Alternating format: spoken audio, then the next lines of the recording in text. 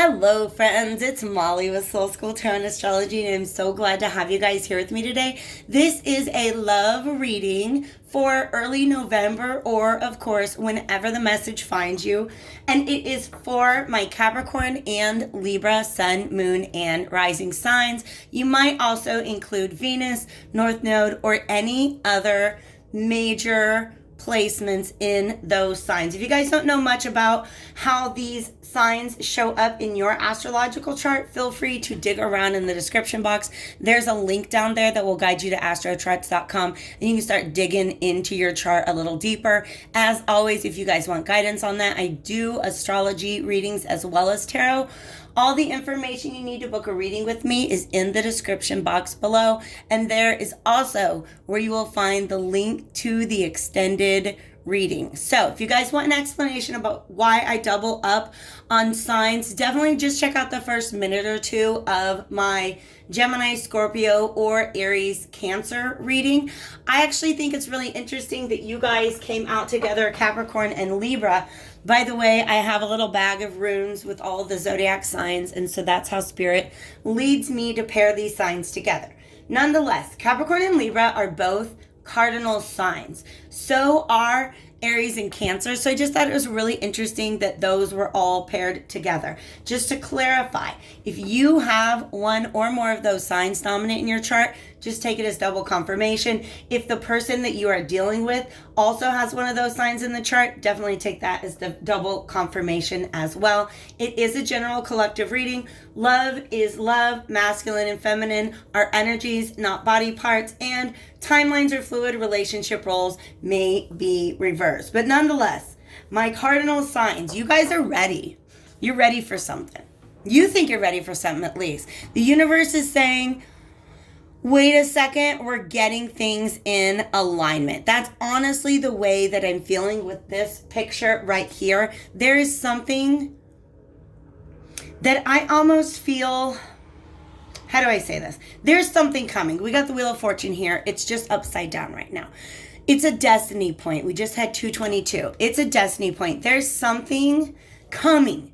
And I think you guys can feel it. And I think it's frustrating that it's not here just yet. But you see how you have these three people and they're kind of like, I don't know, like scattered a little bit. Spirit is showing me in this image right now, these three people being moved into alignment with one another. So for some of you guys, this might be a relationship reading that talks about friendships. But for some of you, it is about two people coming together or some sort of breakthrough happening within an already existing relationship, but there's a lot going on energetically behind the scenes, things that you cannot see and you cannot control. So Spirit's just saying, trust us on this one, okay? Just please believe that Spirit has got your back. Trust the wave you came in on. Time is not running out. I know that we're getting really, really close to the end of 2020. And in fact, for me, I know I've been looking forward to the great conjunction that's happening in December between Jupiter and Saturn. In my mind, that is a moment at which all of the work that we've done throughout the course of 2020 and even going all the way back to 2017, there is going to be some sort of movement forward, some sort of reward. A door will open or doors will be closed based on, like I said, the work we've been doing throughout 2020 and even going back a couple of years. So if you guys are beginning to feel like time is running out or just the future is becoming less and less predictable, Spirit wants you to remain in your power, because that's how I see you right now. I actually do want to tell you that on the bottom of the deck, I have lifting the veil, questioning everything, anything unaligned must go. So even if you feel like you are so super ready to take on this destiny, there might be a couple things within you that Spirit is still trying to get into alignment, and there might be a couple things within your partner, who else, like whatever else is involved. There's just things being brought into alignment. A great big message that I've been getting with all of these readings, especially because we're in Scorpio season now, is about release. There's doorways that are going to open up to you, but you are attached to things that cannot go through that doorway. Okay? There are certain things that you're holding on that just will not pass through the doorway that spirit is wanting to open to you. So if you feel like you're in a holding pattern almost, like you're just waiting for things to happen, understand this is a time for you to question everything around you and whether or not it is a reflection of your true self. This right here, Well and Orca Elders, just points to meditation, deep meditation, communication with spirit, communication with ancestors. Those are all resources that are available to you at this time. So let's get into this tarot card here. I'm going to take a great big sip of water. And then we're going to clarify with another deck before, well, it depends on how long I spend on the message. But give me a sip real quick, and let me take a sip real quick, and I'll get right back into this message.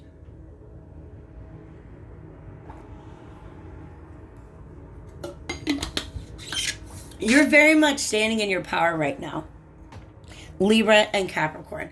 The energy that I get with the Queen of Wands, especially in this deck, is pretty intense. I mean, you can see in her eyes, but this is somebody who has her tower moments behind her. This is somebody who has survived a lot of collapse, destruction, chaos, changes. Just really rapid, a lot of changes. Spirit's making me feel like the last year or 2 or 3, again, going back to 2017 for some reason, this person has been trying to build this tower for a while, and it keeps getting knocked down. And I feel like this person on top of the tower, it's definitely giving me Sagittarius energy. We do have a Sagittarius new moon on November 15th, but I almost feel like, yeah, they do want me to talk about Sagittarius. Sagittarius energy is about faith and our beliefs.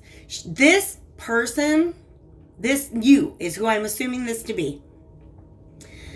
Like I said, built this tower again and again and again. And the reason why towers fall is because they're not built on the right foundation. So I feel like this person, through whatever it is that they have gone to, has learned to revise their belief system. This person has a faith in themselves that is exceptionally powerful. And that, you see how you got that figure guarding the tower, right? It's almost like that is an extension of this Queen of Wands. It is a higher knowing. It is a faith. It is a belief system. And I don't know how to say this, you guys, but I feel like in the time that I've been talking about this card, I feel like she has reversed in age. I think she's magic, you guys. This might be a witch. I'm just letting you know. Not like a bad one, right? But pardon me, with the Queen of Wands, I always get law of attraction energy. Like this is somebody who is she is in charge of her vibrational energy, of her point of attraction, of her vortex, if you will. And it's just like with that gaze, that magnetic gaze, she has the power to attract anything she wants. But it's like there was some trial and error. Definitely some trial and error. And so now what's going on is with this Hierophant represents to me the acquisition of some type of knowledge or skill. Not even the acquisition, but like nearing mastery. All right? And I feel like this Hierophant, how do I say it? This Hierophant is looking through something. Like he's holding something in his fingers, right? And I almost feel like somewhere along the journey, this person picked up a tool that helps him see the world completely differently. And so in this image, it's about looking back at the past, right? Like maybe some of those failed attempts at tower raising in the past. And now this person has the knowledge that they need to understand why certain things in the past did not work out.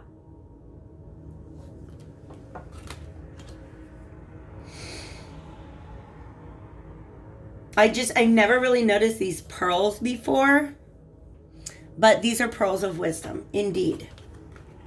Beautiful. I love it. I love it. It's really great energy. Now, I had to stop and meditate. Wait, are these two? Okay. There is a message that goes like this, where these are just 4 cards, but then there's also a need to separate them, so I'll go into both of those. All right.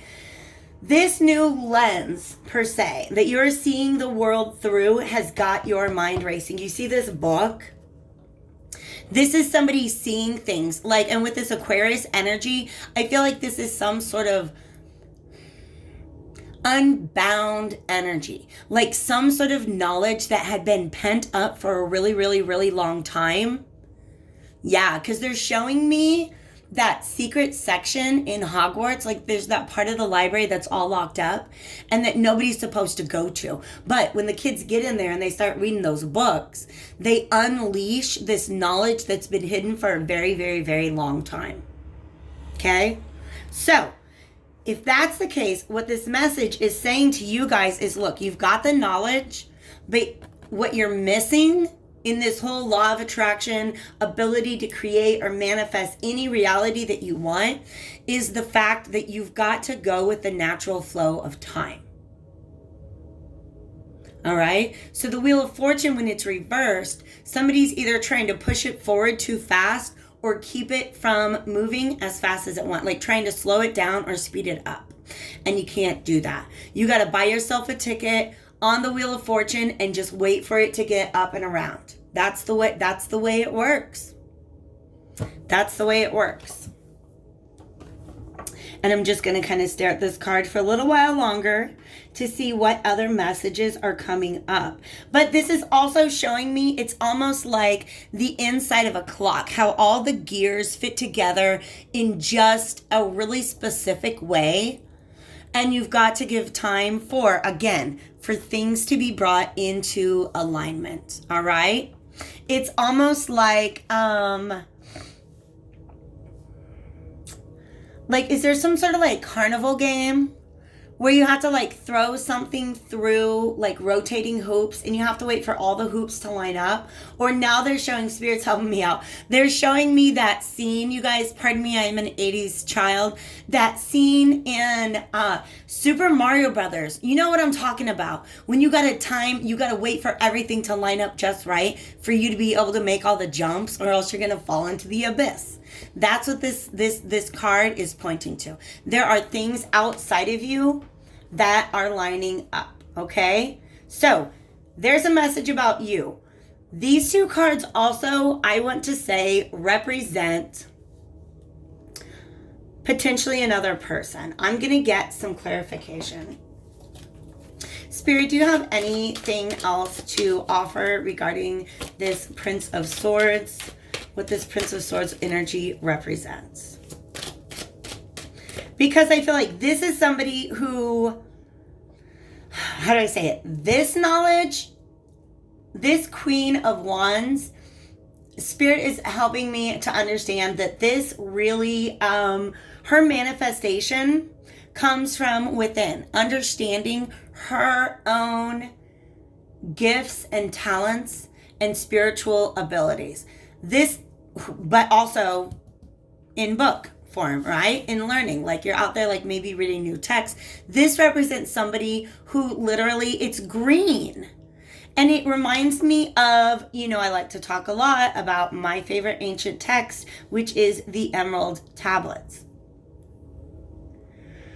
So there might be this, and then alchemical symbols. So this might be somebody who is, let's say, into like Hermeticism or the Kabbalah, right? So this is somebody unlocking their own ancient spiritual psychic gifts. This is somebody coming across some new information in a book. What else can we say about this Prince of Swords?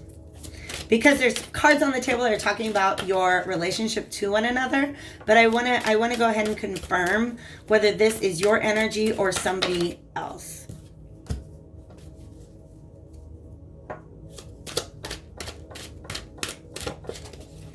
For some of you guys, this is a division within yourself, because the Two of Swords represents seeing two different truths and not really knowing which one to fully invest yourself in. Okay? Spirit's letting me know that you can integrate these two together, just because it's like these two birds. And now it's bringing in a Guy Murchie quote. Maybe it's Guy Murchie. Maybe I just read about it in his book and somebody else said it. But he talks about how religion and philosophy can be the two wings. They are the two wings of a bird. That makes sense? Right? Right? I know this is supposed to be a love reading, so stick with me, you guys. We'll talk about love. Okay, this is somebody else who's looking back at you. This is somebody who wishes they could turn back time. I just heard Cher. If I could turn back time, da-da-da, if I could find a way. This person is looking back at a missed opportunity from the past. They hesitated. They're kind of stuck. What do we do? What do we do? What do we do? All right, guys. Here's the story between these two people. These are people with a past. Some sort of past. And a past in which I believe this Prince of Swords is seeing that they missed an opportunity. Like a really big opportunity. Because the Wheel of Fortune is also about, wow. Okay. The Wheel of Fortune is about things not going your way. It can also have to do with like karmic backlash, so to speak. And what I mean by that is if you try really, really hard to go down a path that's not your path, Spirit's going to come along and kick your butt off of that path. It's going to, once you get down that path, Spirit is going to like show you that that was the wrong way to go. And so this Prince of Swords is thinking about a missed opportunity in the past. It's interesting because the Queen of Wands is also looking at things from the past with a new perspective. And I feel like her new perspective is like, I got a thumbs up over here. I don't know how else to say. This Ace of Cups and Eight of Wands, this is about love, wanting to confess or express love. And I feel like, how do I say this? Interesting. They're making me feel as if this is a point in the past, that this declaration of love, like this queen came out and said, I love you, Prince of Swords. And Prince of Swords is like, nah, I don't really know what to do with that. I can't really take that right now. I'm just going to not. But the message that I'm getting is that the energy is like, I don't know how to explain this. There's this concept called a fetch, which is it's almost like a cloud of energy that is created by a magician for a particular purpose. I'm not saying that she casts a spell on this person. I'm just saying that I think that this declaration of love or whatever openness of the heart this person expressed, this Queen of Wands expressed in the past to this Prince of Swords, it's almost as if it was a domino. And these Eight of Wands represent all the other dominoes that have been knocked down since then. But also for this Queen of Cups, she's begun to understand that the truth of manifestation is that it comes from your heart.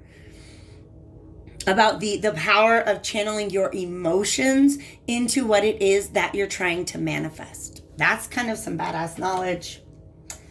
Because it's true. It's true. A lot of people try to manifest things. They try to get on paths that are not in alignment with their heart space.